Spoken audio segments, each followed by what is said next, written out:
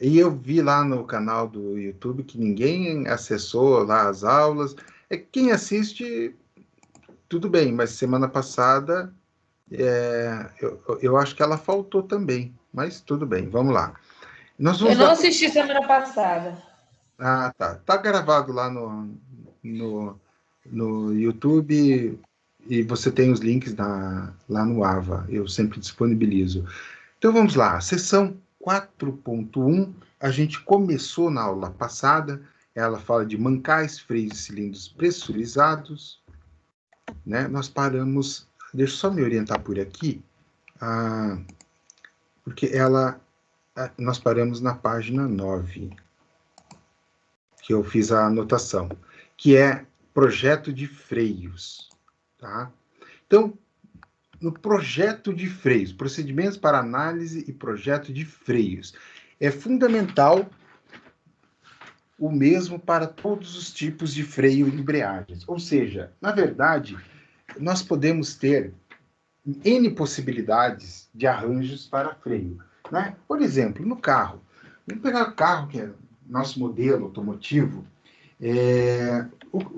Os veículos, eles têm dois tipos de sistema de freio.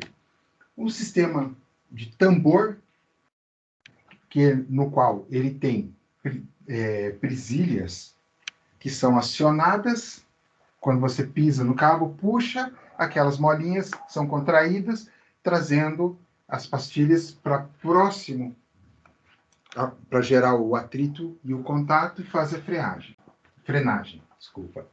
E nós temos o freio mais sofisticado, que é o freio a disco, onde você tem um disco e você tem as pastilhas entrando em contato, gerando atrito e vai produzir a frenagem. Agora vamos a coisas interessantes. Primeira coisa interessante é o sistema ABS, que é um sistema de antitravamento, né? Então, da onde que veio o ABS? O ABS, na verdade, não foi desenvolvido para automóveis. Tá? O ABS foi desenvolvido para aviões. Por quê? Quando você tem a decolagem do avião, é tranquilo. Você acelera, acelerou, vida que segue, não precisa ter freio nem nada. A não ser que ele vá abortar, né, a decolagem, mas na maioria das vezes, 99,9%, ele vai decolar numa boa. E aí, para o avião pousar, aí que é o problema, ele precisa de freio. E aí, travar as rodas não é legal. Então, o sistema ABS, ele funciona com um sistema de, como se fossem engrenagens, e ele vai fazendo com que essa engrenagem deslize com atrito, sem travar a roda e vai parar o carro. É óbvio que eu estou explicando isso de uma forma bem simplificada, até porque não é o tema direto abordado aqui na disciplina. Mas só para, em termos de conhecimentos gerais, eu não sei se vocês já tinham esse conhecimento sobre sistemas de freio, né? Então, o que acontece? Por que desenvolver freios ABS para avião? Simples assim. Toda vez que você entrar no avião, você vai lembrar do que eu vou falar agora. Mas é a verdade. 99% de chance de dar algo ruim está em duas situações. Primeira, decolagem. E segunda situação, pouso. Ah, o avião vai dar pane lá em cima. Pessoal, esquece. A cada 500 acidentes aéreos, um é em voo. Ok? O resto dos acidentes é pouso e decolagem. Então, por isso que eles precisaram, na década de 60, 70, desenvolver um sistema que evitasse o travamento. Ok. O amianto, antigamente utilizado nas pastilhas, o amianto foi banido por ser uma substância cancerígena. Então, o amianto, ele tinha um ele provocava uma redução de atrito na pastilha, fazendo com que a vida útil do disco perdurasse mais tempo. Então, eles tiraram porque é cancerígeno. Por exemplo, caixa d'água. Ah, eu tenho uma caixa d'água na minha casa, ela é antiga.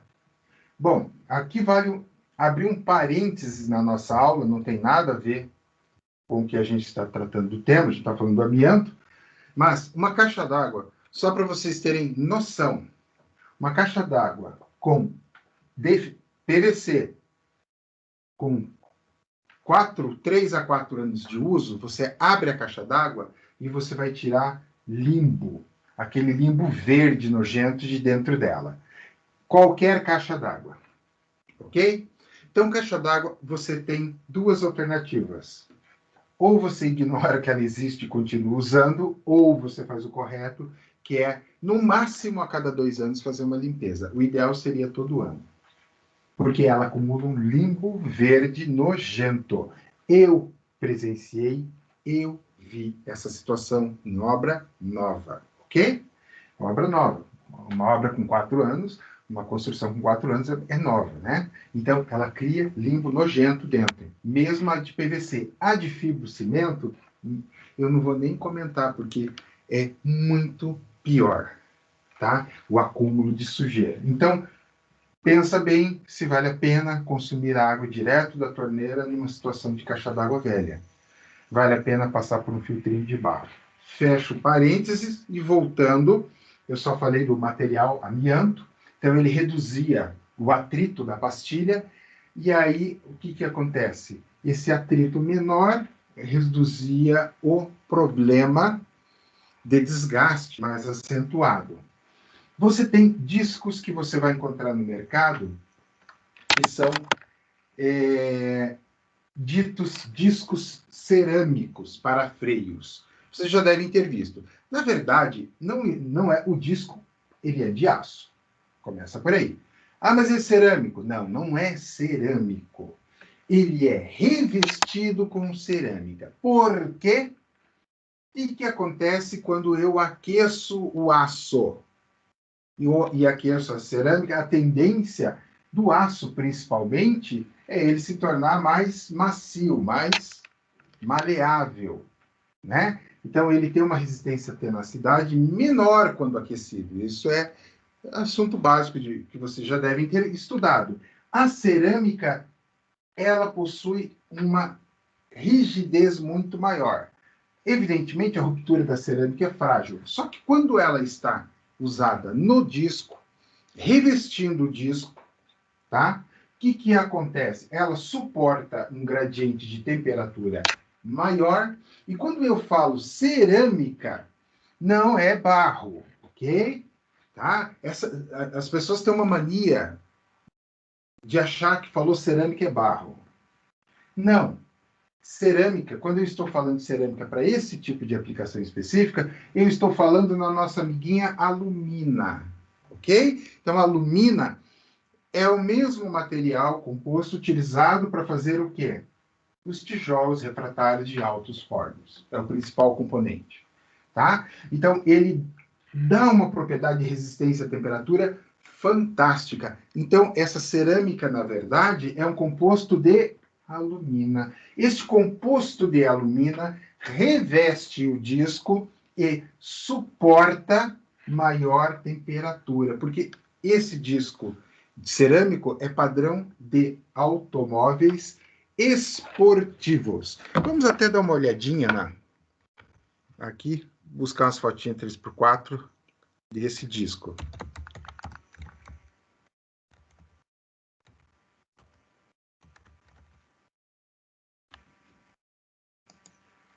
Vamos buscar aqui. Olha só, olha só. Daí vocês vão ver a cor do disco. Quando fala cerâmica, o pessoal já pensa no pobre do coitado do porcelanato, né? Aqui, ó. Ó, esse aqui é carbono e cerâmica. Carbono, né? Então faz o disco de carbono e reveste com cerâmica. Dá para ver bem que ele foi revestido, ó.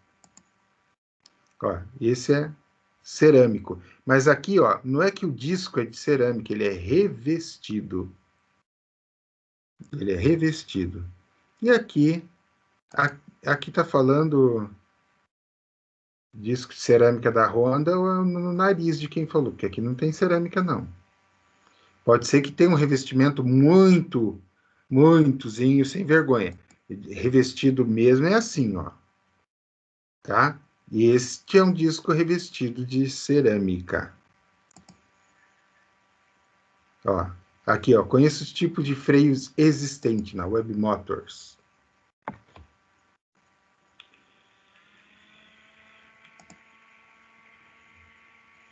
Então, o tambor, e ele traz até aqui quando foi criado, etc. Disco de aço, disco de cerâmica. E este é o cara que está no topo da cadeia alimentar, que é superior na escala Witchers, cerâmica. Esse é o outro cara que vem na escala teórica de resistência, é o disco, é o carbono. Tá? Então, o grafeno, a matriz dele é carbono. Então, aí você já começa a ter uma noção do poder de fogo. E aqui ele traz toda a história, depois vale a pena dar uma olhadinha. Agora vamos olhar disco de freio, tambor, parte interna. Esse é fácil, que a gente já olha e já vê, né? Então, aqui está o disco. Essa peça aqui é o regulador manual, é chamado de... Algumas pessoas vão chamar isso aqui de burrinho de freio. Não me pergunta por quê. E a sapata é essa peça aqui. Então, o que que acontece? Vamos ver esse aqui está melhor, porque aquele está meio feio. Olha só, tá vendo o cabo? O que que acontece? Puxa o cabo, estica. Isso aqui puxa, essa parte entra em contato com a outra parte ali e fecha o circuito, automaticamente trava. Aqui já é o sistema do disco a disco, né? Ele faz o mesmo sistema, a mesma peça, tudo certinho, né? E aí ele trava. E aí o que que acontece? Você tem alguns carros que ele tem na pastilha aqui um sensor, passa o fio aqui por dentro e um sensor de desgaste. Eu vou mostrar para vocês, ó, quer ver? Sensor de freio.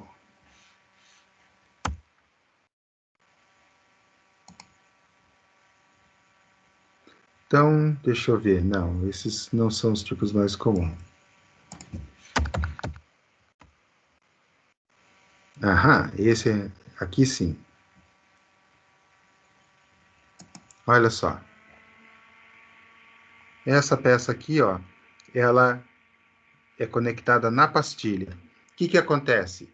Essa peça conectada na pastilha, ela com o atrito, ela daí acusa no painel, ó, tem que trocar a pastilha.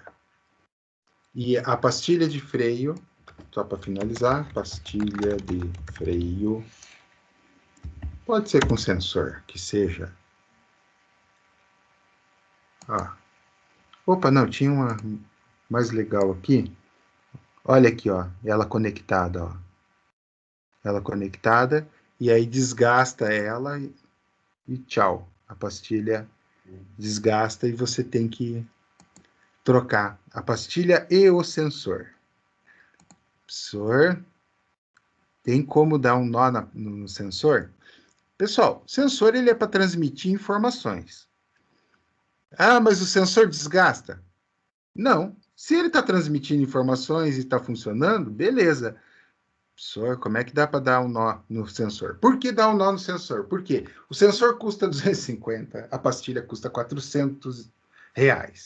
Então, pô, não é barato o sensor. O que que você faz? Troca um pouco antes de chegar. É só você acompanhar no olhômetro e troca um pouco antes. Troca um pouco antes a pastilha. E aí, você trocando um pouco antes, você reaproveita o sensor. Se o mecânico for mais ou menos, porque se for um mecânico ruim, ele vai te danificar o sensor. Agora, o mecânico mais ou menos, não precisa ser bom não, tá? Mais ou menos, ele já vai conseguir poupar o sensor. Ele consegue desmontar com cuidado o sensor e coloca no outro veículo, tá? Então, assim, vocês tiveram... Qual disciplina que abordou esses conhecimentos aqui? Que eu só estou dando uma passada, só uma relembrada, né? Qual disciplina que vocês tiveram? Elementos de máquina, eu acho. Elementos de máquina. Ah, legal. Legal. Você teve também em alguma outra, Luana? Porque vocês fizeram em locais diferentes, né? Mas elementos eu fiz foi no que tava. Ah, não, então beleza. Então vocês já tiveram uma noção. Beleza. Já sabiam tudo isso que eu falei do freio? Já. Sim. Já tinham toda essa visão geral. Sim. Beleza. E agora a gente está tendo também hidráulica e pneumática, né? Ah, é verdade. Então vocês estão vendo novamente. Então, beleza. Então, assim, aqui ele traz o sistema de freio, né, de uma sapata simples. Aqui ele está trazendo um sistema de freio não automotivo, mas de uma máquina, tá? Então, ele traz a força aplicada e aqui está a sapata, o revestimento e o atrito. Ou seja, em função do atrito, você para. É o princípio básico que a gente acabou de analisar em relação aos carros, né? Então, aí você vai ter toda a relação de cálculo. Então, como vocês já viram, mas vamos lá, passar rapidinho. Então, a força normal é dado entre a pressão máxima e a área, né, que você vai ter ali de atrito.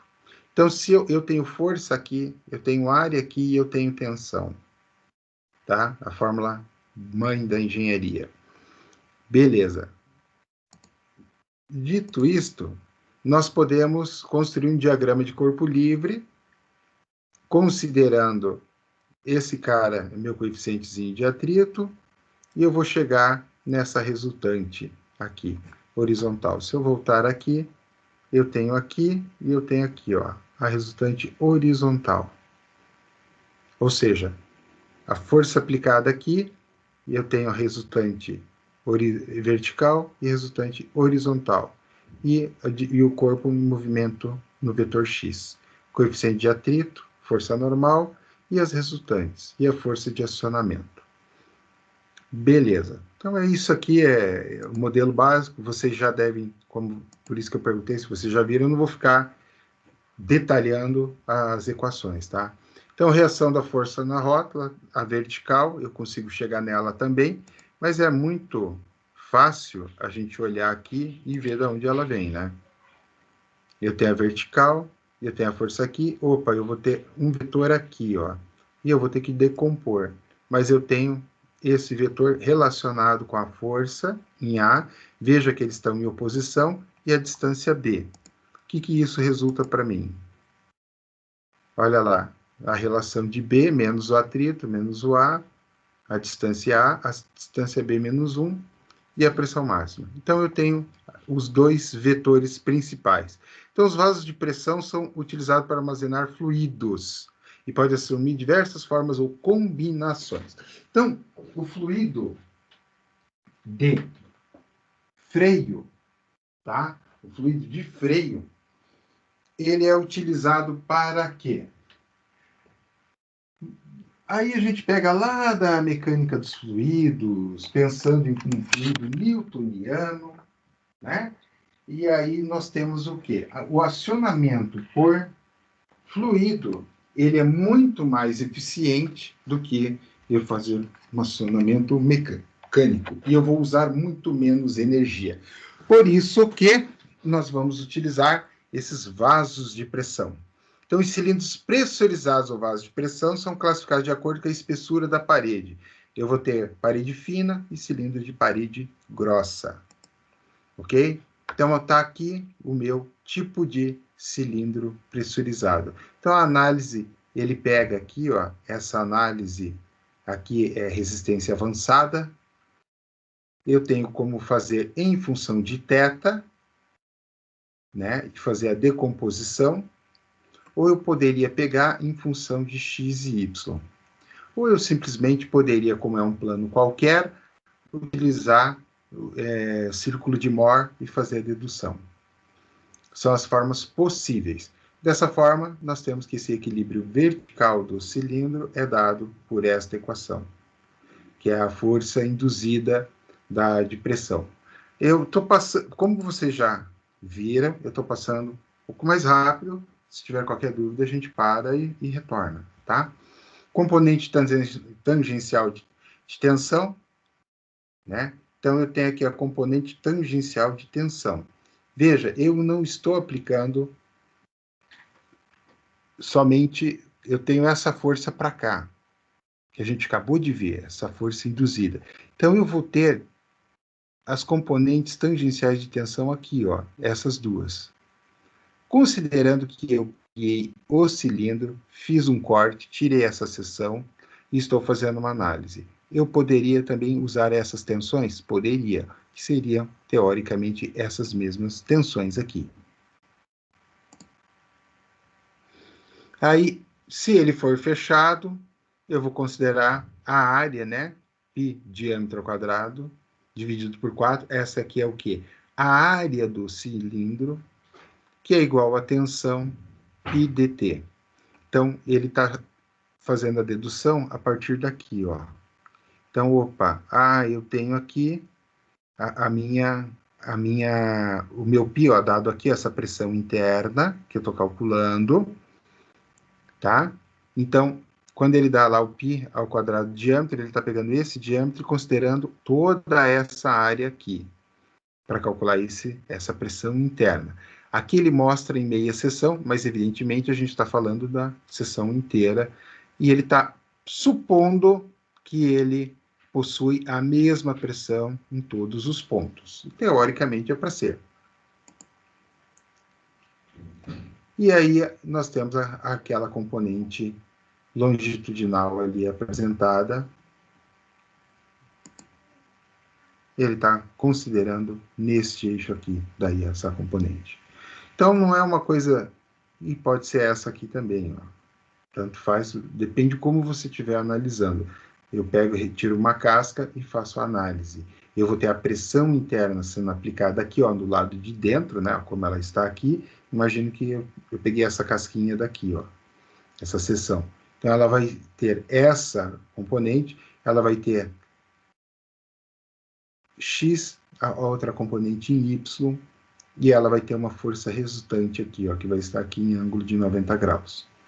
Basicamente é isso, eu posso fazer até uma decomposição em função seno-cosseno. Essa P, na verdade, é a minha pressão interna, e eu vou ter uma componente em X e outra componente em Y, porque ele está pegando aqui, ó, nessa superfície. Ao pegar nessa superfície, eu estou fora do eixo X e Y. É isso que ele está considerando para o cálculo de vasos de pressão dos cilindros. Tá? Então, uma aplicação prática ele traz aqui para nós, que é, vamos determinar a componente tangencial e longitudinal, ou seja, quem que eu estou atrás? Eu estou atrás deste cara e eu estou atrás deste cara. Mas a gente acabou de ver que esse cara né, na verdade, esse cara aqui. Ok? Ele está colocando aqui, está pequena a imagem, mas ele coloca as duas aqui. Ele coloca as duas aqui e as duas aqui, como se fosse possível. Depende como você olha a seção, é perfeitamente possível. Por isso, eu prefiro essa imagem que fica mais clara. Uma componente longitudinal e uma componente vertical, tá? Então, ele está trabalhando com essa componente vertical ou tangencial, longitudinal nas tampas esféricas de um cilindro pressurizado que tem 8 milímetros de espessura e de parede, 760 de diâmetro externo, e pressão interna igual a 1,2 MPa. Ele me deu o quê?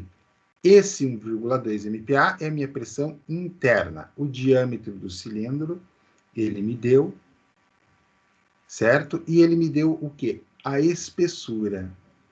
Então, eu tenho como calcular. Aqui ele substituiu pelo raio, que poderia ser a mesma fórmula, essa fórmula. Porque se eu pegar diâmetro e dividir por 2, eu chego no raio. Ok? Então, eu pego o diâmetro, divido por 2, chego no raio. Isso aqui que ele fez. Ele pegou diâmetro dividido por 2 e substituiu pelo raio, tá? Então, nada demais.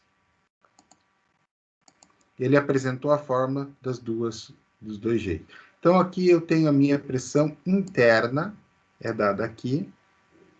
Aí ele pegou e considerou o quê? O raio. O raio é dado 760. 760 é o raio. Desculpa, o diâmetro. Dividido por 2, eu chego em 380. Certo? Esse é o meu raio. Só que eu tenho que considerar quem? A parte interna. Aí eu tenho essa espessura de quanto? 8. Mas 8 é a espessura. Que beleza. Parece um Dantes isso aqui. Mas é a espessura aqui e aqui. Então, eu tenho 4 para você e 4 para você? Não, é a espessura. Eu tenho, na verdade, o 8 em cada uma das laterais. Então, eu tenho 8 aqui. Eita, que esse 8 ficou muito feio.